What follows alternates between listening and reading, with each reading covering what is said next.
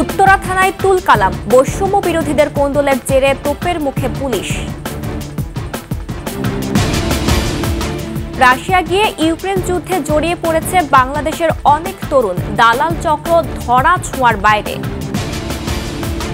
গণঅভ্যুত্থানের ৬ মাস, সংস্কার চলমান হলেও চ্যালেঞ্জ আইন শৃঙ্খলা মূল্যস্ফীতি।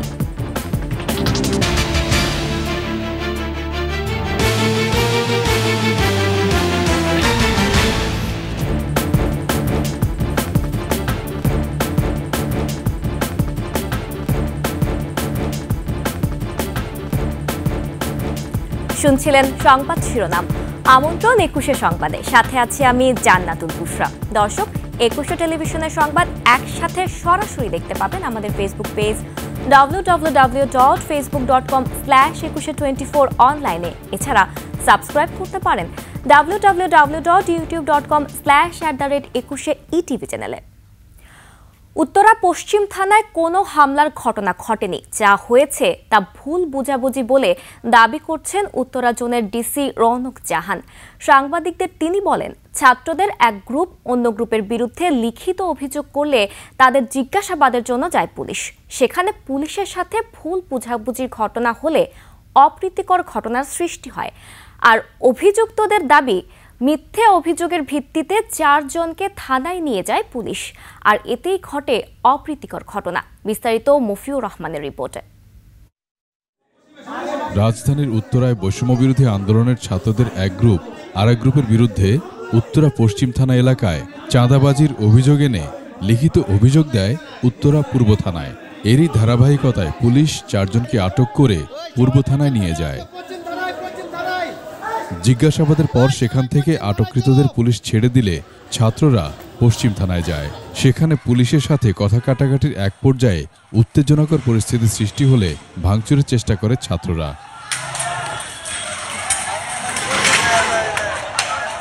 তবে পুলিশ বলছে, ভুল বোঝাবুঝির কারণে অপ্রীতিকর এই ঘটনা সৃষ্টি হয়। পুলিশের অপেশাদার আচরণের কারণে এসআই আবু সাইদকে প্রত্যাহার করা হয়েছে বলে জানান উত্তরার ডিসি। দৃষ্টিতে মনে হবে যে এটা হামলা হয়েছে। আসলে অনেকজন শিক্ষার্থী যখন একসঙ্গে হয়, এরকম একটা ক্রাউডের মতো তৈরি হয়, তখন জনমনে এই ধরনের বিষয়ই আসলে চোখের সামনে ভেসে আসে। তো আসলে এই ধরনের কিছু না, ওরা আলোচনা করার জন্যই আসলে এসেছিল। কিন্তু আমি যে পূর্ব থানায় আছি, আমরা সেটা হয়তো বুঝতে ভুল করেছি। একদল হচ্ছে পশ্চিম থানায় চলে আসে। তার বিরুদ্ধে অলরেডি একটা অভিযোগ পেয়েছি, লিখিত অভিযোগ। আমরা তাকে আপাতত প্রত্যাহার করেছি, তারপর তার অভিযোগটা আমরা তদন্ত করে দেখব। অভিযুক্ত ছাত্রদের দাবি, ছাত্রদের একটি গ্রুপ অপর গ্রুপের বিরুদ্ধে চাঁদাবাজির লিখিত অভিযোগ দেয় থানায়। সেই সূত্র ধরেই এই অপ্রীতিকর ঘটনা বলেও জানান তারা। বিতর্কিত ৪ জন সমন্বয়ক মিলে বা প্রতিনিধি গিয়ে এই অভিযোগটা করেছে, কেননা তাদেরকে আমরা আমাদের কমিটিতে রাখতেছেন। মামলাটা হচ্ছে পূর্ব থানায়, কেন পশ্চিম থানায় এটা ইন্টারফেয়ার করলো। সো এটা জানার জন্য আমরা পশ্চিম থানায় আসি। এখানে আসার পরে দেখি ঘটনাটা অন্যরকম। যারা মামলা করছিল তাদের মধ্যে থেকে কিছু লোকজন এবং আওয়ামী ফ্যাসিস্টের কিছু লোকজন আমাদের সাথে এক হয়ে যায়। এক হয়ে যাওয়ার পরে আমরা যেহেতু ওনাদেরকে খুব শান্তি শৃঙ্খলাভাবে পূর্ব থানা থেকে বের করে নিয়ে আসলাম, এটা স্বাভাবিক ছিল।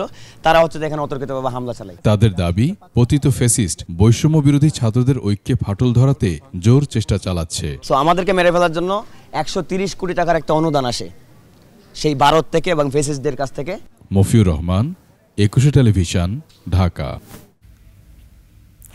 কাজের আশায় রাশিয়ায় গিয়ে ইউক্রেন যুদ্ধে জড়িয়ে পড়তে বাধ্য হচ্ছেন বাংলাদেশের অনেক তরুণ। তাদেরই একজন যশোরের চাঁচড়ার সদরপাড়ার জাফর হোসেন। এ খবর জানতে পেরে ভেঙে পড়েছেন স্বজনরা। যশোর প্রতিনিধি শিকদার খালিদের তথ্য ছবিতে ডেস্ক রিপোর্ট।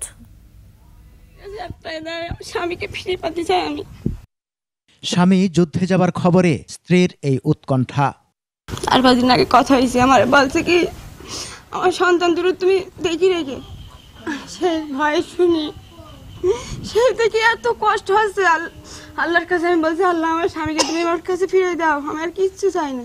শুধু স্ত্রী নন, উৎকণ্ঠিত পুরো পরিবার। যে যুদ্ধের সাথে তাদের কোনো সম্পর্ক নেই, কি করে সে যুদ্ধের মাঠে জাফর, সে তথ্য জানান তার বাবা। সৌদি থেকে দুবাই এনেছে, দুবাই থেকে নিয়ে এবার তাদের বিক্রি করে দিয়েছে। আর্মিতে ট্রেনিং দেওয়ার পরে ওনাকে যুদ্ধই পাঠাচ্ছে। একজন অসুস্থ, মানে গুলি লেগেছে, অসুস্থ রয়েছে, হাসপাতালে ভর্তি রয়েছে, আর একজন মারা গেছে। সাইপ্রাসে চাকরির আশায় ৯ লাখ টাকা খরচ করে জাফর এখন ইউক্রেনের বিরুদ্ধে রাশিয়ার হয়ে যুদ্ধ করছেন। ঘরে 2টি শিশু। দুশ্চিন্তায় শুকিয়ে গেছে মায়ের চোখের পানি। মোবাইল ফোনে এমন খবর জানতে পেরে স্তম্ভিত স্বজন ও প্রতিবেশীরাও। দালালে সিটারি করে ইউক্রেনে এই রাশিয়ায় বেঁচে দেশে তারা এখন অস্ত্রতে ট্রেনিং দিতেছে, এখন সে মৃত্যু সজ্জায় এখন মাটির তলে বাংকারে আছে। যুদ্ধের জন্য কোনো বাঙালি যায় না, বিদেশে পাড়ি দেয় শুধু কাজের জন্য, মায়ের বুক খালি করার জন্য না। ঘটনা জানাজানির পর দালাল চক্রের কাউকে পাওয়া যায়নি। বিদেশে কাজের নামে যুদ্ধে পাঠানো প্রতারক চক্রের কঠোর শাস্তির দাবি ভুক্তভোগী পরিবারের। সমর ইসলাম, ডেস্ক রিপোর্ট, 21 টেলিভিশন। ভিটে মাটির সহায় সম্বল যা ছিল বিক্রি করে টাকা তুলে দিয়েছিল দালালের হাতে। উদ্দেশ্য একটাই, যেভাবেই হোক বিদেশ গিয়ে ভাগ্য বদলানোর চেষ্টা। কেউ কেউ হয়তো সফল হন, তবে বেশিরভাগ তরুণের জীবনের ইতি ঘটে যাত্রাপথেই। শেষ হয়ে যায় একটি পরিবারের স্বপ্ন। গল্পগুলো প্রায় একই রকম। সম্প্রতি পুনরাবৃত্তি সেই একই গল্পের। ইতালি যাওয়ার উদ্দেশ্যে লিবিয়ায় প্রাণ হারানো ফরিদপুরের 2 যুবকের মরদেহ ফেরত চায় তার পরিবার। লিবিয়ায় নিখোঁজ আরও যুবকের সন্ধানও চায় তার স্বজনরা। এসান রানার তথ্য ছবিতে ডেস্ক রিপোর্ট।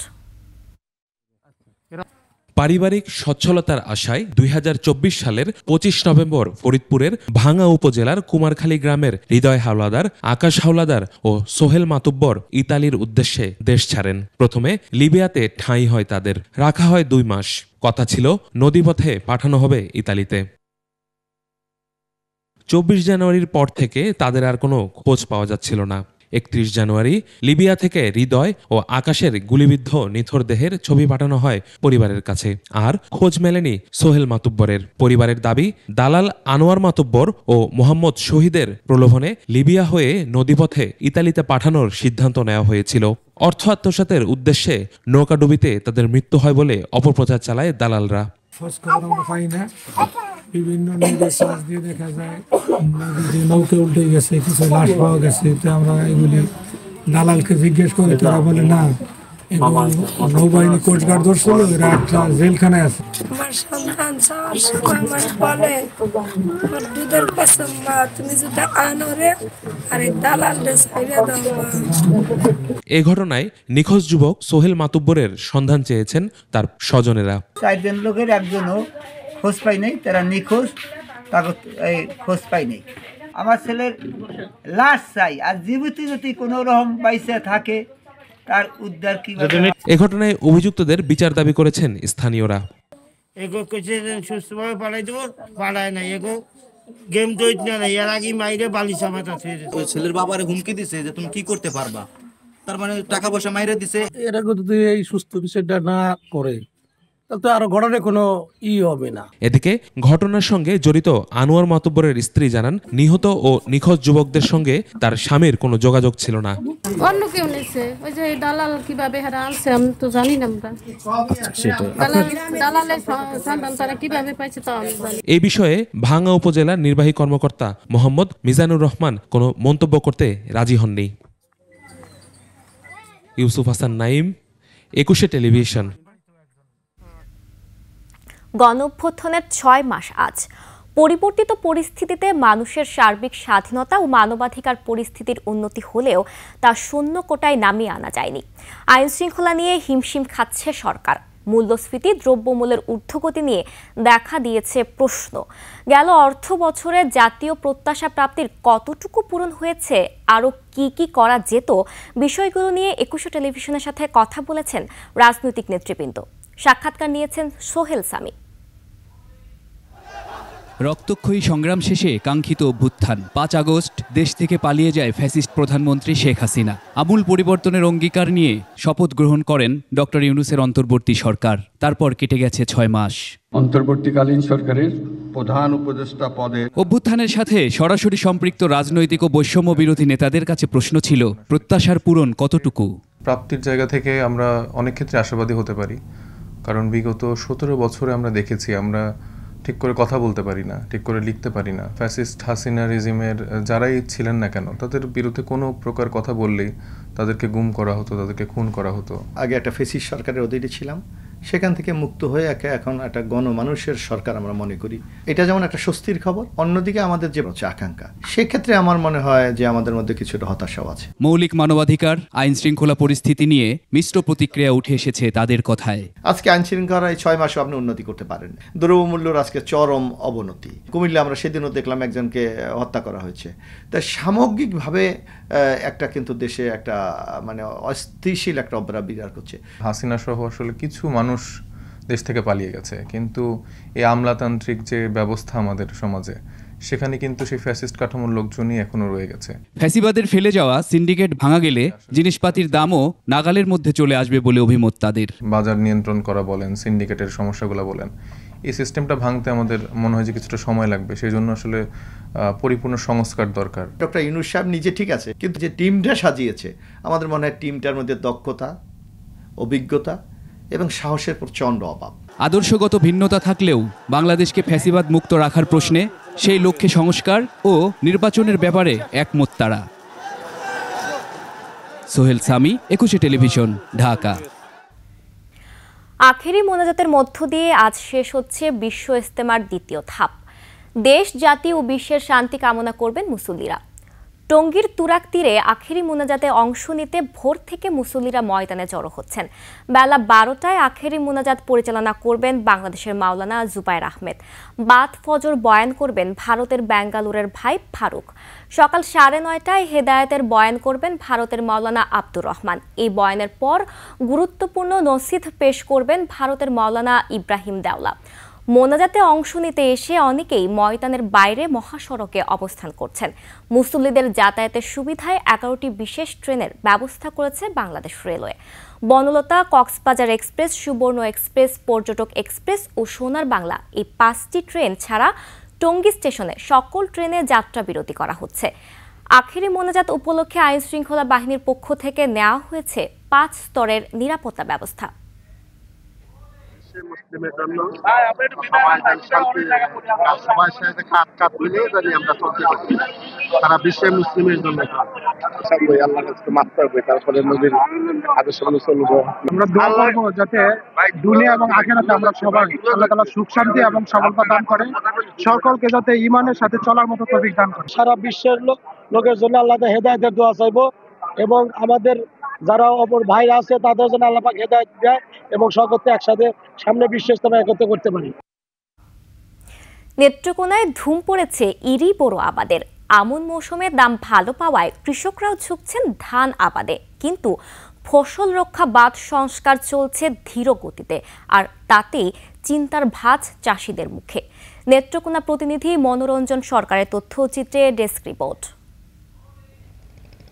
হাওর বেষ্টিত জেলা নেত্রকোনা। জেলায় মদন, মোহনগঞ্জ, খালিয়াজুড়ি সহ 134টি ছোট বড় হাওর রয়েছে। এর মধ্যে খালিয়াজুড়িতে 89টি হাওর আর হাওড়াঞ্চলে 380 কিলোমিটার বাঁধের মধ্যে 191টি প্রকল্পের মাধ্যমে বাঁধ সংস্কার করা হচ্ছে।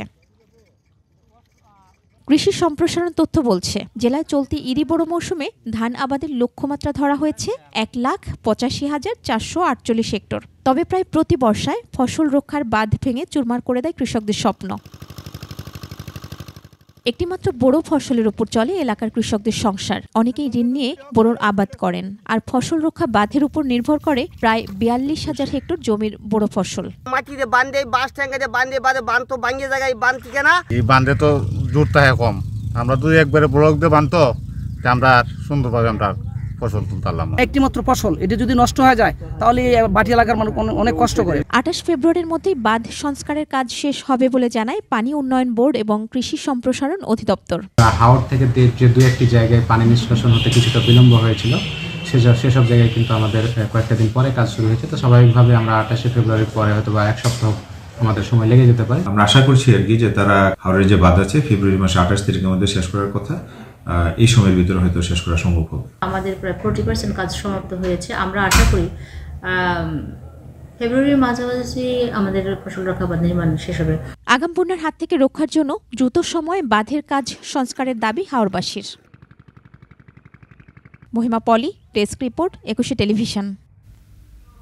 আর এরই সাথে শেষ করছি 21 সংবাদ। যাবার আগে সংবাদ শিরোনামগুলো আরও একবার। উত্তরা থানায় তুলকালাম, বৈষম্য বিরোধীদের কোন্দলের জেরে তোপের মুখে পুলিশ।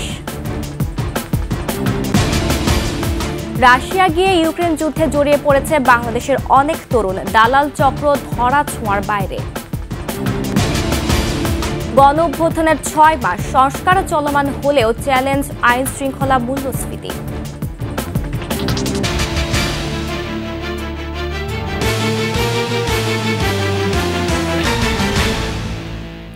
সর্বশেষ সংবাদ জানতে ডায়াল করুন 2021 নম্বরে আর ভিজিট করুন 21tv.com ওয়েবসাইটে। ফেসবুকে ভিজিট করতে পারেন www.facebook.com/2124 অনলাইনে। এছাড়া সাবস্ক্রাইব করতে পারেন www.youtube.com/21etv চ্যানেলে। এতক্ষণ সঙ্গে থাকার জন্য ধন্যবাদ। পরবর্তী সংবাদ বেলা 11টায় দেখার আমন্ত্রণ রইল। 21-এর সাথেই থাকুন।